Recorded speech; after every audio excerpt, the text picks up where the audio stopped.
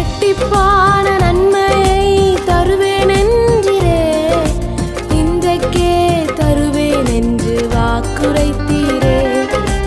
இழந்ததை திரும்ப தருவேன் என்று சொன்னீரே, இரட்டிப்பான பங்கையும் தந்திடுவாரே.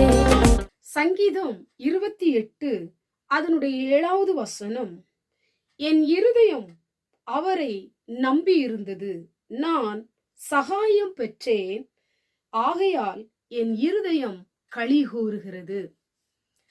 இந்த வார்த்தையை கேட்டுக்கொண்டிருக்கிற எனக்கு அன்பான தேவ பிள்ளைகளே, இந்த நாளிலும் கூட ஆண்டவர் உங்க இருதயத்தில ஒரு களி கூறுதலை ஆண்டவர் உண்டாக செய்ய போகிறார்.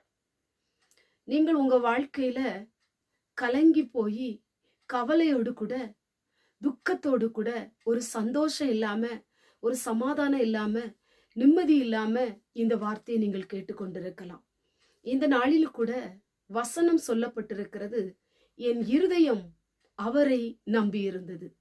உங்க இருதயம் கர்த்தரை நம்பி இருக்கிறதா? உங்க இருதயம் கர்த்தரை சார்ந்து இருக்கிறதா? உங்க இருதயம் ஆண்டவர் மேல் வாஞ்சையா இருக்கிறதா? அப்படி என்று சொன்னால் ஆண்டவர் உங்களுக்கு ஒரு சகாயத்தை கர்த்தர் உண்டாக பண்ண போகிறார். வானத்தையும் பூமியை உண்டாக்கின கர்த்தரிடத்திலிருந்து உங்களுக்கு சகாயம் கடந்து வரும். அவரே அடைக்கப்பட்ட அத்தனை வாசல்களையும் திறந்து கொடுக்கிறவர். அவரே தடைகளை உடைத்து வழிகளை திறக்கிற பரிசுத்த ஆவியானவர்.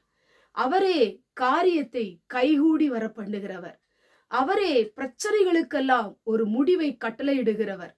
அவரே எதிர்க்கிற மனித கூட்டத்திற்கு முன்பதாக உங்க தலையை உயர்த்துகிற பரிசுத்த ஆவியானவர். நீங்கள் ஆண்டவரை நம்பி இருந்தால் துக்கமான உங்க இருதயம் சந்தோஷத்தினால மகிழ்ச்சியினால ஆனந்த களிப்புனால இருக்கும்படி ஆண்டவர் கிருபை செய்ய போகிறார். எனக்கு அன்பான தேவ பிள்ளைகளே, நீங்கள் ஆண்டவரை நம்பி இருக்கிறீர்களா? உங்க வாழ்க்கையிலே ஒரு களிகூறுதலை நீங்கள் பார்க்க வேண்டுமா?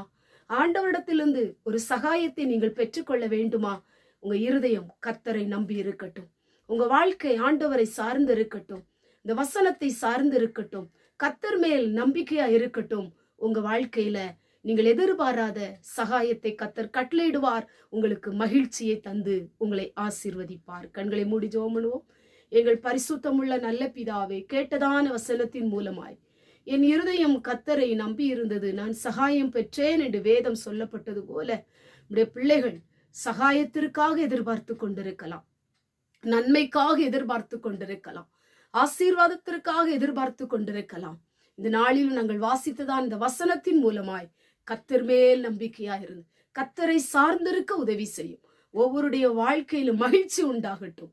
இயேசுவின் மூலம் செபிக்கிறோம் பிதாவே, ஆமென்.